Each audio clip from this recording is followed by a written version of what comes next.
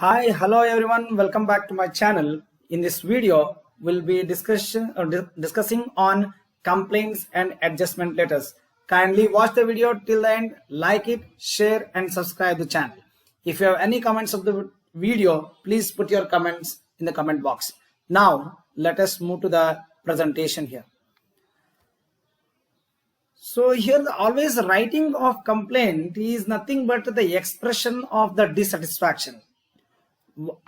The reason for placing the complaint is that there will be some mistakes committed by the seller while a dispatch or in preparing the invoice, etc. here. So as there is an involvement of human, so there are mistakes are bound to take place. So always to err is human. Even though after taking so much precautions, during the execution of the order, mistakes cannot be eliminated completely. Sometimes they may take place because of the fault of other agencies also. Say for example, the goods may be dispatched well in advance, but due to the strike by the transport authorities, there may be a delay in reaching of the consignment. So here always whenever the complaints are to be written here, it should be written in such a fashion that it should not affect the business relationship. And a true seller is always should accept the complaints here. It is to be noted that no buyer will complain unless there is a reason to complain. So that's why here the complaints should be welcomed by the seller here. While writing the complaint letter, the buyer has to take utmost cautious, because in case of expressing his anger, it may harm the relationship between the buyer and the seller. So she has to draft the complaint letter very tactfully, with a talent, and such complaint letters should clearly point out the exact error where it has taken place, and there must also be a request by the buyer to rectify the mistake by the seller here. And the complaint should be made always on genuine reasons. Unnecessary complaints cannot be entertained by the seller here. So the buyer has to state the reasons straight away directly in the complaint letters, and the seller should consider this as an opportunity for the rectification of errors. It is just like an introspection made by the seller where he has failed to meet the requirements of the buyer. So a complaint should be welcomed, which will improve the working of the seller here. Then what are the occasions to write the complaint letters here? There are a number of reasons for which a complaint letter may be drafted here. The reasons may be like unnecessary delay in executing the order. Say for example, the buyer might have placed the order in the month of April, but whereas the seller dispatches the consignment somewhere in October or November. So there is an unnecessary delay in the execution of the order. Then whenever there is a variation in the quality and the quantity of the goods to be supplied as against the order. Say for example, the supplier might have asked the red color, but whereas the consignment dispatched may be containing of the green color goods. Even if there is maybe a difference in the quality, in such case also the complaint letter will be written by the buyer. Then when there is a supply of wrong goods, say the buyer has ordered something and the seller has dispatched the consignment of some other, then the delivery of the damaged goods owing to the defective packing, owing to the defective packing. If the packing is not properly done, and as a result of that it may cause damage to the products, and for that reason here the complaint may be written. Whenever there is a variation in the terms and conditions relating to the payment and the delivery of the goods, assume that in the quotation the seller has mentioned that the delivery will be made within 2-3 days, but whereas even after placing the order, if the if the seller fails to dispatch the consignment, in such case the buyer may write a complaint letter. Then it may be with respect to the preparation, it may be with respect to the preparation of invoice. So instead of 9018 in the seller, it might have mentioned as a 9080. So in such case, a complaint letter may be written to rectify the amount of the invoice. Then similarly, the variation in the packing of the consignment. Sometimes usually the seller follows his normal packing policy, but if the buyer has given a specific directions here, in such case he has to comply with such instructions issued by the buyer. And if the seller does not follow the instructions as issued by the buyer here while packing, in such case it may leads to the raising of the complaints. So these are the various occasions which demand for writing a complaint letter here. Now let us see what the complaint letter shall include. So there are some, as already told here, the writing of the complaint letter, it requires a tact, skill. So now let us discuss here what all the things to be included here. First of all, the buyer should make a reference of the order letter and the goods delivered here. So this enables the seller to refer to the letter, and accordingly he can redress the complaint.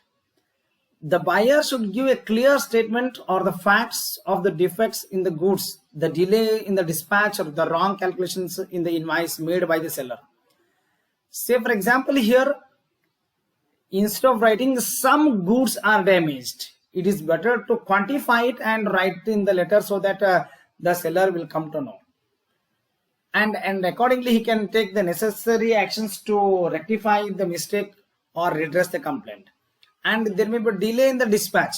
Here the delay in the dispatch, it enables the seller to verify whether the delay has taken place at his own place or during the course of the transport. Then the wrong calculations in the invoice made by the seller.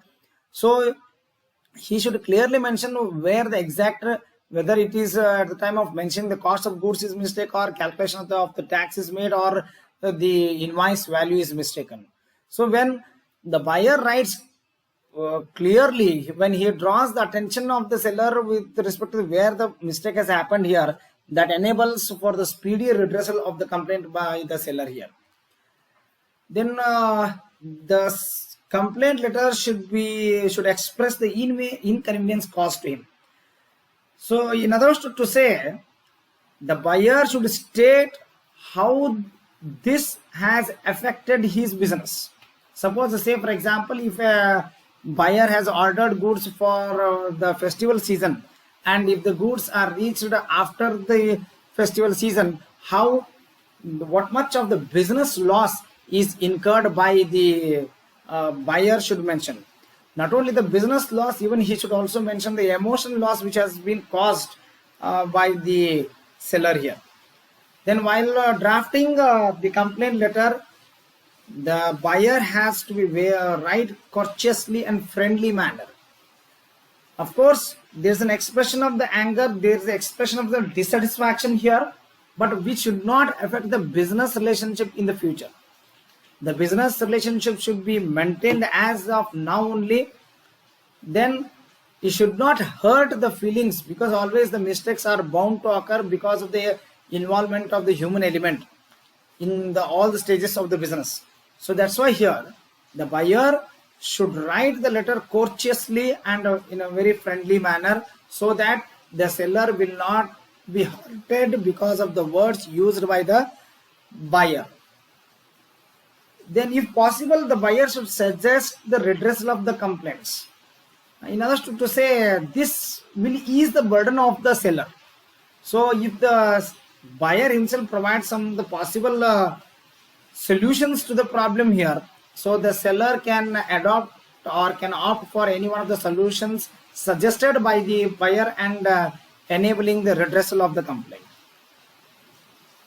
then the buyer should express the hope of continuing the business relationship with the same seller. So this is only in the hands of the buyer himself, because when he uses those words which will hurt, then definitely that affect the continuity of the business relationship. The words used by the buyer should not hurt the feelings of the seller, and he must provide, the buyer should provide an opportunity to rectify the seller of his mistakes. Now let us look into the adjustment letters. Here these adjustments are nothing but the replies to the complaints. Once the complaint is lodged here, the seller has to go thoroughly and he should provide the possible solutions, or he should redress the complaint. And here always there are certain policies of the firms in redressal here. But normally the business should follow the policy of the firm that if you are satisfied, tell it to us. If you are dissatisfied, tell it to us. If you are satisfied, tell it to others. So this will provide mouth-to-mouth marketing of the goods and services here. And always the redressal of the complaint, it depends upon the policy of the firm, and the policy of the firm should be congenial for the development of the business relationship and the continuation of the business relationship. And the seller should assume that it is meant for his retrospection and it is meant for his own improvement. And actually he should thank the party who has written the letter, because he is offering an opportunity to grow himself or to rectify himself and for improvement of his business. Then the drafting of the redressal letters needs skills, tactfulness and care. Always the seller should understand the situation of the buyer, because already has incurred a loss, or he might have incurred a business loss or an emotional loss. He should understand it, and thereby he should provide possible solutions here. Sometimes the mistakes may be at the end of the buyer himself, but when a buyer has expressed his angerness, he should try to convert an anger mood customer into a happy mood customer. So he requires a skill. He should use the words in such a manner that which will please the buyer, so that there will be continuity of the business relationship. And such adjustment letter should be written with a politeness. Say for example, when a complaint cannot be resolved immediately, he should take the time. The seller should ask the buyer to provide time to resolve the complaint, so that he can serve him in a better manner. And he should assure always the redressal of the complaint. So once the complaint is accepted here, half of the work is done here. So he should provide the possible solutions to the buyer how the complaint can be resolved. Sometimes when the mistake has made by the transport authorities here or by the middlemen, in such case it needs an investigation, it needs a discussion, it needs to go thoroughly investigate the event, and thereafter he can provide the possible solutions here. Now let us see certain hints for drafting a redressal letter. The first and foremost job is to be done by the seller to acknowledge the complaint letter promptly. He must address the complaint has been received, and he should express the apology to the buyer for the inconvenience caused to him. Sometimes, say for example, the buyer might have placed an order within a certain intention to enhance his business. When it is not possible here, he may use some harsh words, but still then the seller has to bear such things, and he should apologize for the inconvenience caused as the buyer has already incurred a business loss. And the seller actually should thank the party to bringing the defects to the notice of the seller here, so that the seller can come to know how he can still improvise his business, how he can increase his business volume. Then the seller should not assume that the customer was careless or ignorant. The mistakes are bound to happen. The mistakes may be made from the seller side, or it may be at the buyer's end, or it may be because of the middlemen who are involved in the shipment of the goods. So for that reason here, the seller should not blame the customer. Always the customer is right. The customer makes complaint only when there is a genuine reason for the complaint to be made here. And the seller should specify the method of adjustment, how he can rectify the complaint made by the buyer here. Sometimes all the complaints cannot be admitted. In other words to say, it cannot be entertained. So whenever there is a refusal of the complaint here, the seller should provide genuine reasons for the rejection of the complaints. On what grounds, on which grounds the seller denies to admit the complaint, he must clearly write down in the adjustment letters. And the seller should not adopt a negative attitude. It cannot be done, it cannot be entertained, it cannot be rectified. So this should not be the attitude of the seller. The seller should feel that it is meant for his own business improvement, and he should, considering this here, he should admit here. Thank you for watching this.